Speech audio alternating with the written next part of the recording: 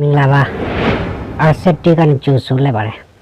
ဒီနေ့ဗီဒီယိုလေးထဲမှာတော့ကျွန်တော်တို့ Facebook ပေါ်မှာငွေရှာဖို့လမ်းကြောင်းလေးတွေဖွင့်ပြဖို့နီလန်းလေးကိုကျွန်တော်နည်းငယ် share လုပ်ပေးချင်ပါတယ်ဟုတ်ပြီကျွန်တော်တို့ Facebook မှာငွေရှာဖို့ဆိုလို့ရှိရင်ကျွန်တော်တို့ setting လေးတို့အပိုင်းလေးအနည်းငယ်တည်ထားဖို့လိုပါတယ်အဲဆိုလို့ရှိရင်ကျွန်တော်တို့ Square Facebook ထဲမှာဝင်လိုက်ပါမြင်ရဆက်3ဆက်ထဲဝင်လိုက်ပါကိုယ့် professional ထဲပြန်ဝင်လိုက်ပါဟုတ်ပြီဒီလိုဝင်လိုက်ပြီဆိုလို့ရှိရင်ကျွန်တော်တို့ test ဖို့ဒီမှာတစ်ချက်ပြန်နေလိုက်ပါတော့အမှနေပြီးတော့ကျွန်တော်တို့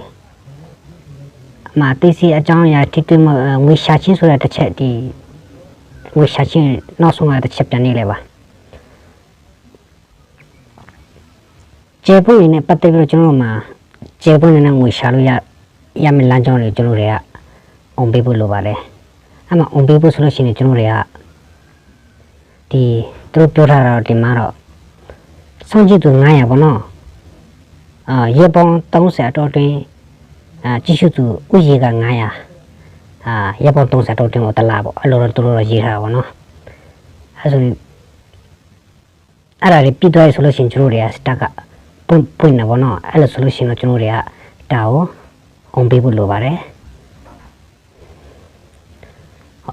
တာဒီအောင်ပေးလိုက်ပြီပေါ့နော်နောက်ပြန်ဆိုလိုက်ပါ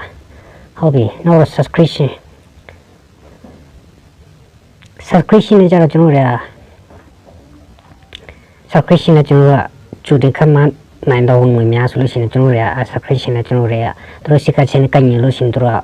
subscription နဲ့ဝေပေးလို့ရတာပေါ့နော်ပေးချင်လို့ရတော့အဲ့ဒါကိုလည်းကျွန်တော်တို့ကဝင်ပေးဖို့လိုပါတယ်ဟုတ်ပြီ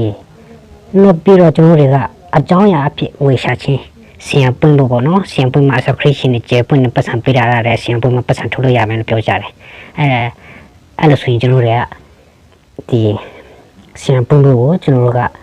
ကုန်းနဲ့မွန်နဲ့ decision ပေါ့အဲ့ဒါပွင့်ဖို့ဆိုလို့ရှိရင်ကျွန်တော်တို့ရဒါလည်း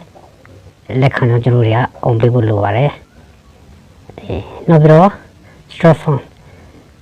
ဒါလည်းကျွန်တော်တို့အတည်ပြုပေးဖို့အောင်ပေးဖို့လိုပါတယ်ဒီလေးခုပေါ့နော်ဒါတဲ့အရေးချင်းပြီးပြီဒီ solution တို့ Facebook ကနေကျွန်တော်ငွေရှာချင်းအကြောင်းလေးတွေလမ်းကြောင်းလေးတွေဖွင့်ပေးမှာဖြစ်ပါတယ်အဲ solution တော့ကျွန်တော်တို့အကုန်လုံးဖွင့်ပေးလိုက်ပါပြီဒီဗီဒီယိုအကြောင်းအရာလေးကတော့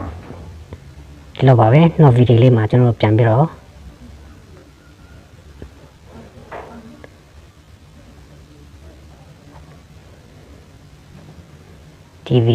ဒီနေ့ဗီဒီယိုလေးတော့ဒီလိုပါပဲနောက်ဗီဒီယိုလေးမှာပြန်ပြီးတော့ဆွေးနွေးကြမယ်အားလုံးကျေးဇူးတင်ပါတယ်